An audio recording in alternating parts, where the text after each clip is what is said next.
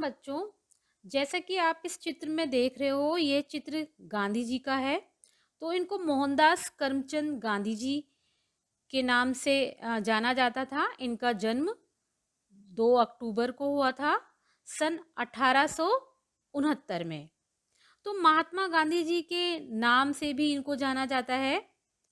भारत एवं भारतीय स्वतंत्रता आंदोलन के एक प्रमुख राजनैतिक एवं आध्यात्मिक नेता थे और इनको बापू के नाम से भी जाना जाता है। तो बच्चों, सन 1893 से लेकर 1914 तक महात्मा गांधी जी दक्षिण अफ्रीका में रहे और नागरिक अधिकारों के लिए सत्याग्रह करते रहे। 1915 में वे भारत लौटे। इसके बाद भारत की आज़ादी का जो आंदोलन उन्होंने चलाया, उसी ने भारत को आज़ाद कराया। तो बच्चों, आप जानते हो कि बापूजी जब दक्षिण अफ्रीका में थे, दक्षिण अफ्रीका की प्रिटोरिया जेल में थे, तो उन्होंने एक पत्र जो है अपने पुत्र को लिखा था। और यह पत्र जो है, उन्होंने पुत्र को कुछ सच्ची शिक्षा का महत्व समझाया था इस पत्र में। और गांधी जी ने सत्याग्रह आंदोलन की शुरुआत दक्षिण अफ्रीका से ही की थी। गांधी जी अपने पुत्र को कुछ बनाना चाहते थे, तो वो इस पत्र के जरिए बताया गया है कि वो किस तरीके से अपने पुत्र को पत्र लिख रहे हैं और शिक्षा दे रहे हैं। तो कृपया करके आप इस पाठ को अच्छे से पढ़ेंगे, सुनेंगे। और ये पाठ जो है आपकी पाठ्य पुस्तक परिवेश पाठ 12 से बापू का पत्र से लिया गया है। तो बच्चों, आप जैसा कि देख सकते हो, तो उन्होंने लिखा है प्रिय पुत्र। तो उन्होंने पत्र में अपने पुत्र के लिए लिखा है प्रिय पुत्र। तो हर महीने एक पत्र लिखने और एक पत्र पाने का अधिकार मुझे मिला है। मतलब उनको वहाँ जेल में हर महीने एक पत्र यानी कि एक लेटर लिखने का अधिकार मिला है और एक पत्र पाने यानी कि कोई उनको एक पत्र लिख सकता है। तो मेरे बारे में तुम जरा भी चिंता मत करना। तो वो कह रहे हैं कि तुम मेरे बारे में जरा भी चिंता मत करना। तो गांधी जी कह रहे हैं कि आशा है कि बा अच्छी हो गई हैं। मुझे मालूम है कि तुम्हारे कुछ पत्र आए हैं। तो वो मतलब बोल रहे हैं कि उनकी जो बा हैं वो अच्छी हो गई हैं, तुम्हारे पत्र से मुझे मालूम पड़ा। यानी कि उनकी तबीयत खराब चल रही होगी, तो उनकी बा अब ठीक हो गई हैं, तो उनको पता चल गया है। लेकिन वे मुझे नहीं दिए गए। वो बता रहे हैं कि पत्र, उनको कुछ पत्र ऐसे हैं कि उनको नहीं दिए जा रहे हैं। कहाँ पर? साउथ अफ्रीका की जेल में। फिर भी डिप्टी गवर्नर की उदारता से, मतलब जो वहाँ का डिप्टी गवर्नर है, उनकी उदारता से, मतलब उनके कारण उनको ये बात मालूम चल गई है कि, मतलब उदारता का अर्थ है यहाँ पर उनकी दयालुता से उनको ये बात पता चल गई है कि बाकी अब तबीयत ठीक है। तो बा का स्वास्थ्य सुधर रहा है। बा और तुम लोग सवेरे दूध के साथ साबूदाना बराबर ले रहे होंगे। मतलब वो कह रहे हैं कि बा और तुम लोग सब दूध के साथ में साबूदाना ले रहे होंगे। अब कुछ तुम्हारे बारे में कहना चाहूँगा। तो वो कह रहे हैं कि अब मैं कुछ तुम्हारे बारे में कहना चाहूँगा। तो पहले उन्होंने बा के बारे में बोला, उनके बारे में बताया, उसके बारे में अब वो अपने पुत्र के बारे में कहना चाह रहे हैं। तो वो कह रहे हैं कि मैं जानता हूँ कि तुम्हें अपनी शिक्षा के प्रति असंतोष है। वो कह रहे हैं कि मैं जानता हूँ कि तुम अपनी शिक्षा से खुश नहीं हो। जेल में मैंने यहाँ खूब पढ़ा है कि इससे मैं यह समझता हूँ, मतलब वो जेल में भी पढ़ाई करते थे। कौन? महात्मा गांधी जी। केवल अक्षर ज्ञान ही शिक्षा नहीं है। वो कह रहे हैं कि अक्षर का ज्ञान ही शिक्षा नहीं है। ये नहीं कि सिर्फ हमने पुस्तकें पढ़ ली और हमको उससे हमारा हो गया, पूरा ज्ञान हो गया। वो बोल रहे हैं कि हमें सिर्फ उस अक्षर ज्ञान से ही शिक्षा प्राप्त नहीं होती है। सच्ची शिक्षा तो चरित्र निर्माण और कर्तव्य का बोध कराती है। वो कहते हैं कि सच्ची शिक्षा क्या है? सच्ची शिक्षा यानी कि यहाँ पर चरित्र निर्माण, यानी कि आपका व्यवहार कैसा है, आप कैसे हो, आप पढ़ाई तो अच्छी कर रहे हो लेकिन आपका बोलने का ढंग अच्छा नहीं है, आपका व्यवहार दूसरों के प्रति अच्छा नहीं है। तो वो यही समझाना चाह रहे हैं कि आप चाहे कितनी भी पुस्तकें पढ़ लो, लेकिन जब तक आपके व्यवहार में, आपके चरित्र में वो चीज़ नहीं है, वो निर्माण नहीं होगा, तो आपकी वो शिक्षा बेकार है। और ये चरित्र निर्माण क्या है, ये अपने कर्तव्य का हमें बोध कराती है, हमें बोध यानी कि यहाँ ज्ञान कराती है कि आपका चरित्र कैसा है। अगर आप किसी से गंदे तरीके से बात करोगे तो पता चल जाएगा कि आप किस तरीके से बात कर रहे हो, कि आपका ये पढ़ाई लिखाई सब बेकार है। अगर आप किसी से भी दुर्व्यवहार करते हो तो ये सारी चीज़ हमारे चरित्र को दर्शाती हैं। यदि यह दृष्टिकोण सही है, दृष्टिकोण का अर्थ है यहाँ नज़रिया, कि तुम सच्ची शिक्षा प्राप्त कर रहे हो, उनको ये बोल रहे हैं कि अगर तुम सच्ची शिक्षा प्राप्त कर रहे हो तो आजकल तुम्हें अपनी माँ, अपनी बीमार माँ की सेवा का अवसर मिला है। वो तो वहाँ पर है नहीं है गांधी जी, तो वो बोल रहे हैं कि तुम्हें वहाँ पर जो है अपनी जो उनकी जो माँ है, उसकी जो माँ है वो बीमार है, तो उसकी सेवा का अवसर मिला है। अवसर का अर्थ है यहाँ पर मौका। तो रामदास और देवदास को भी तुम संभाल रहे हो। तो वो कह रहे हैं कि तुम रामदास और देवदास को भी संभाल रहे हो, तो तुम्हें वहाँ पर अच्छा मौका मिला है सेवा करने का। तो ये बात वो बता रहे हैं कि तुम रामदास और देवदास को भी संभाल रहे हो। तो रामदास और देवदास कौन है? रामदास और देवदास जो हैं वो गांधी जी के पुत्रों का नाम था।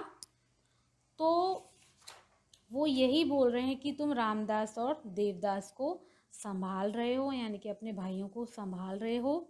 यदि यह काम तुम अच्छी तरह और खुशी खुशी कर रहे हो तो तुम्हारी आधी शिक्षा इसी से पूरी हो जाती है। वो कह रहे हैं कि अगर तुम अपने भाइयों का ख्याल रख रहे हो और अपनी माँ का ख्याल रख रहे हो और इस कार्य को तुम खुशी खुशी कर रहे हो, तो ये आधी शिक्षा तो तुम्हारी यहीं पर पूरी हो जाती है। तो उससे क्या है, उनके चरित्र का पता चल रहा है कि तुम अपने घर पीछे से अपने घर के सदस्यों की सेवा कर रहे हो, अपने भाइयों की सेवा कर रहे हो, अपनी माँ की सेवा कर रहे हो, उनका ध्यान रख रहे हो। तो आधी शिक्षा तो वहीं पर पूरी हो जाती है। ये बात गांधी जी किसको बोल रहे हैं? ये बात गांधी जी अपने पुत्र को बोल रहे हैं।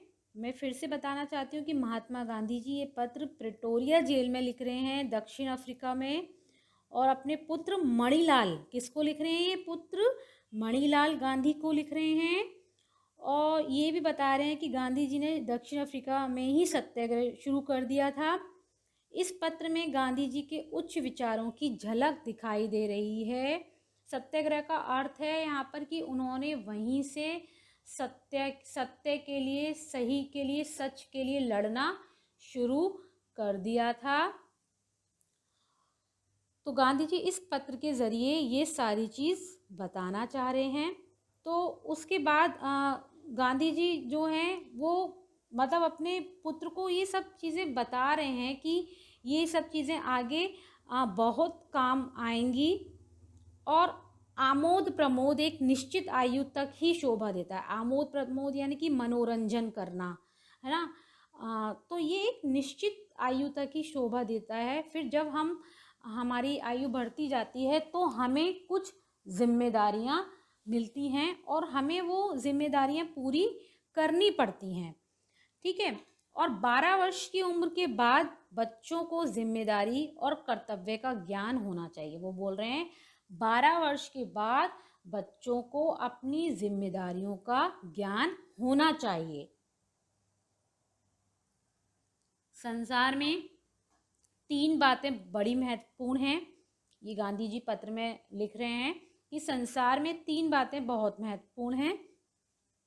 इनको प्राप्त कर तुम संसार के किसी भी कोने में जाओगे तो अपना निर्वाह कर सकोगे। वो कह रहे हैं आप मतलब संसार के किसी भी कोने में जाओगे तो आप अपने जीवन का निर्वाह मतलब आप अपने जीवन को अच्छे से गुजारा कर सकते हो, निर्वाह कर सकते हो। ये 3 बातें हैं, वो जो 3 बातें हैं वो बता रहे हैं, ध्यान से सुनिएगा। अपनी आत्मा का, अपने आप का और ईश्वर का सच्चा ज्ञान प्राप्त करना। उन्होंने कौन कौन सी 3 बातें बोली हैं? अपनी आत्मा का, अपने आप का और ईश्वर का सच्चा ज्ञान प्राप्त करना। 3 बातें हैं, अपनी आत्मा, अपने आप का और ईश्वर का सच्चा ज्ञान प्राप्त करना। इसका मतलब यह नहीं है कि तुम्हें अक्षर ज्ञान नहीं मिलेगा। वो कह रहे हैं इसका मतलब यह नहीं है कि तुम्हें अक्षर ज्ञान नहीं मिलेगा, वह तो मिलेगा, अक्षर ज्ञान तो लेना ज़रूरी है, लेकिन तुम उसी की चिंता करो। मैं नहीं चाहता। वो कह रहे हैं कि सिर्फ तुम अक्षर ज्ञान की ही चिंता करो, ये मैं नहीं चाहता। तो वो उनको ये 3 बातें जो उन्होंने बताई हैं, उनको अक्षर ज्ञान के अलावा ये बातें भी वो कह रहे हैं कि उनको उसकी चिंता करनी भी ज़रूरी है। तो इसके लिए तुम्हारे पास अभी बहुत समय है। वो कह रहे हैं अभी इसके लिए तुम्हारे पास बहुत समय है। अक्षर ज्ञान तो इसलिए होता है कि जो कुछ तुम्हें मिला है उसे तुम दूसरों को दे सको। अक्षर ज्ञान किससे होता है, क्या होता है? जो हम पढ़ा रहे हैं तो उस शिक्षा को हम दूसरे को भी दे सकें, ठीक है। और तो वो बोल रहे हैं बागबानी यानी अपने हाथों से ज़मीन को गोड़ना, अपने हाथों से ज़मीन को खोदना, बागबानी करना, खुरपी चलाना, निराई करना, ठीक है। आप जानते हो निराई करना क्या होता है, घास फूस साफ करना, ये सब निराई करना होता है। तो वो ज़मीन से लगाव की बात कर रहे हैं। तो ये सारी चीज़ें कौन करता है? ये सारी चीज़ें एक किसान करता है।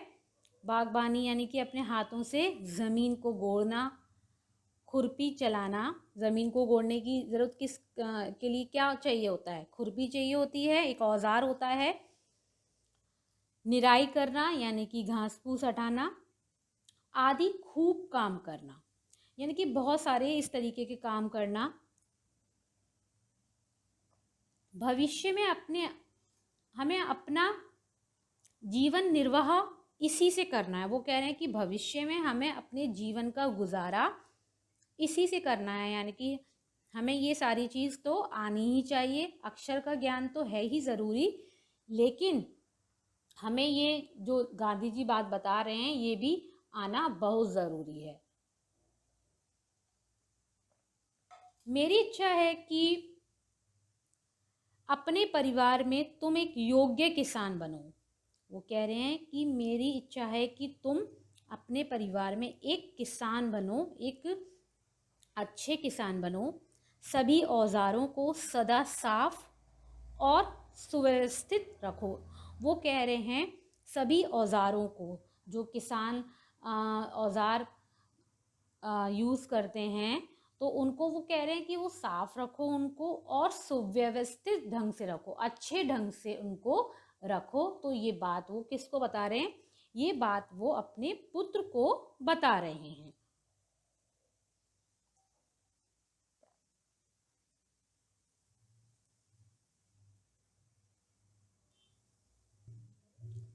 गांधी जी कह रहे हैं कि अक्षर ज्ञान में गणित और संस्कृत पर पूरा ध्यान देना। वो कह रहे हैं अक्षर ज्ञान में गणित और संस्कृत पर पूरा ध्यान देना। भविष्य में संस्कृत तुम्हारे लिए बहुत उपयोगी सिद्ध होगी। वो बता रहे हैं कि भविष्य में संस्कृत जो है वो तुम्हारे लिए बहुत ही उपयोगी सिद्ध होगी। ये दोनों विषय बड़ी उम्र में सीखना कठिन होता है।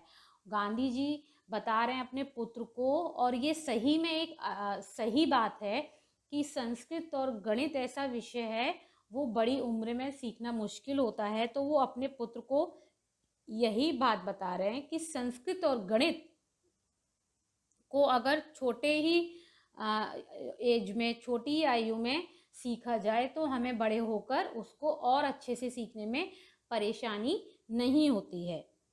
तो संगीत में भी बराबर रुचि रखना, वो कह रहे हैं कि संगीत यानी कि म्यूज़िक में भी अपनी उतनी ही रुचि रखना। गांधी जी ये सारी बातें किसको बोल रहे हैं?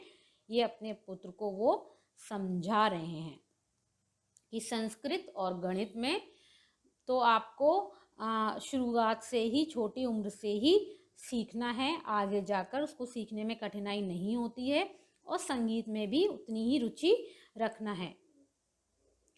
तो वो बोल रहे हैं काम की अधिकता से मनुष्य को घबराना नहीं चाहिए। गांधी जी बोल रहे हैं काम जब अधिक हो जाए तो कभी भी मनुष्य को घबराना नहीं चाहिए, और ना ही यह सोचना चाहिए कि ये कैसे होगा और पहले क्या करें। शांत मन से और सोच समझकर यदि तुमने सभी सद्गुणों को प्राप्त करने की चेष्टा की तो वे तुम्हारे लिए बहुत उपयोगी और मूल्यवान सिद्ध होंगे। गांधी जी कह रहे हैं कि काम की अधिकता से मनुष्य को कभी घबराना नहीं चाहिए। कभी कभी ऐसा होता है ना कि ज़्यादा काम हो जाता है तो हम लोग घबराने लग जाते हैं, घबराने लग जाते हैं ना, तो उसके बाद क्या होता है, फिर हम बहुत ज़्यादा परेशान हो जाते हैं कि ये काम कैसा हो गया, कैसे होगा, हम लोग कैसे करेंगे। लेकिन नहीं, गांधी जी यही समझाना चाह रहे हैं अपने पुत्र को और इस पत्र के ज़रिए सभी को कि काम की अधिकता से मनुष्य को घबराना नहीं चाहिए, और ना ही ये सोचना चाहिए कि यह कैसे होगा, और नहीं ये सोचना चाहिए कि ये काम कैसे खत्म होगा और पहले क्या करें।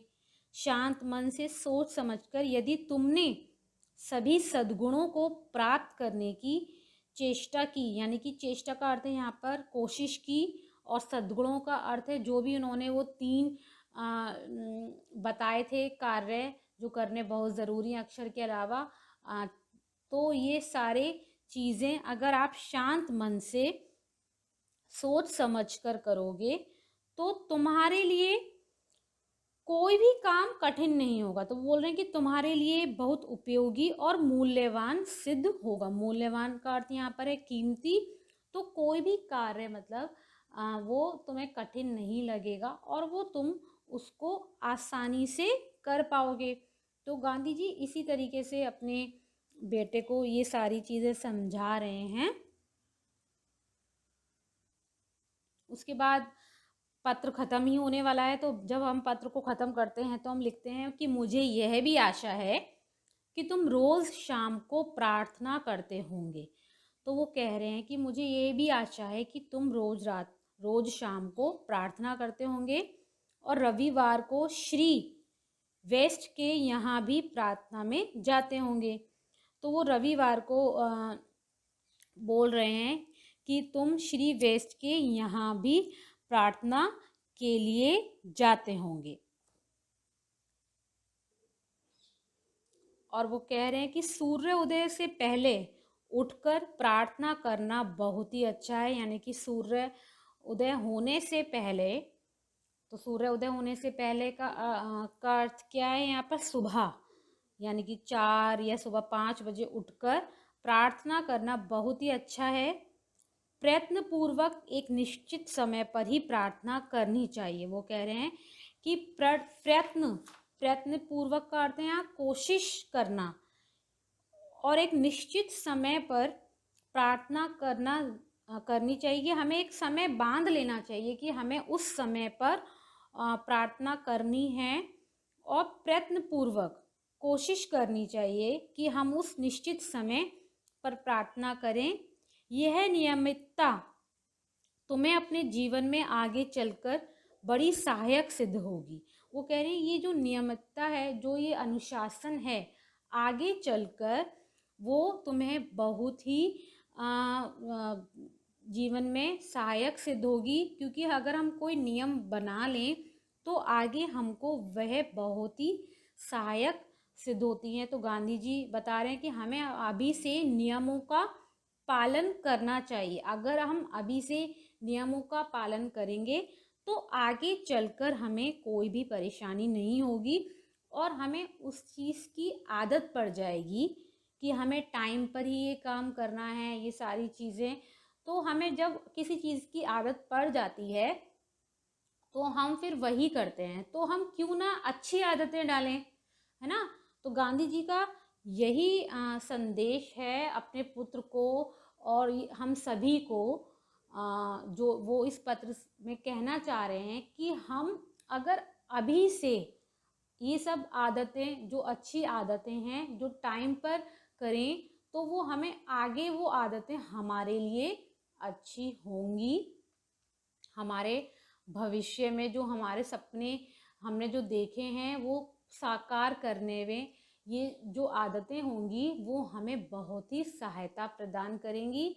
तो गांधी जी इन शब्दों से यही बताना चाह रहे हैं, इस पत्र से यही बताना चाह रहे हैं कि जो ये आदतें हैं वो हमें अभी से, ये जो सद्गुण उन्होंने बताए हैं, 3 सद्गुण जो उन्होंने बताए हैं वो आप जानते हो कि कौन कौन से उन्होंने वो सद्गुण बताए हैं कि अपनी आत्मा का, अपने आप का और ईश्वर का सच्चा ज्ञान प्राप्त करना, ये बहुत ज़रूरी है।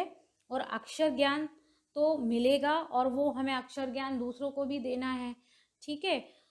तो पहले तो वो 3 बातें जो उन्होंने बताई हैं वो करनी ज़रूरी है। उसके बाद उन्होंने एक बात और बताई है अपने पुत्र को कि सुबह सूर्य उदय से उठने से पहले ही हमें प्रार्थना करनी चाहिए, भगवान के पास बैठना चाहिए।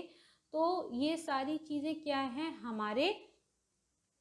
हमारा जो नियम है आगे चलकर, जो अनुशासन है, हम उसमें बंध जाते हैं और फिर हम उसी के अनुरूप काम करते हैं। तो गांधी जी इस पत्र के ज़रिए हम सबको यही बताना चाह रहे हैं कि हमें ये सारी बातों का होना हम लोगों में बहुत ज़रूरी है। और शिक्षा अगर हम प्राप्त कर रहे हैं तो हमें शिक्षा देनी भी चाहिए। और अनुशासन एक इसमें सबसे बड़ी चीज़ बताई गई है। और सद्गुणों का अर्थ यहाँ पर यही है कि हमें अपना व्यवहार, हमें अपना चरित्र जो है वो अच्छे से बनाए रखना है, हमें अपना चरित्र खराब नहीं करना है, तो जिससे दूसरों को भी परेशानी ना हो। तो आई होप ये चैप्टर आप सबको समझ में आया होगा। तो बाद में गांधी जी ने लिखा है कि पत्र में तुम्हारा पिता मोहनदास, गांधी जी का नाम मोहनदास था, तो उन्होंने पत्र में लास्ट में जब हम पत्र ख़त्म करते हैं तो अपना नाम लिखते हैं, तो गांधी जी ने लास्ट में लिखा है तुम्हारा पिता मोहनदास। तो उन्होंने इस पत्र के ज़रिए बहुत सारी चीज़ें हमें बताई हैं। तो आपको ये चैप्टर अच्छे से करना है रीड। धन्यवाद।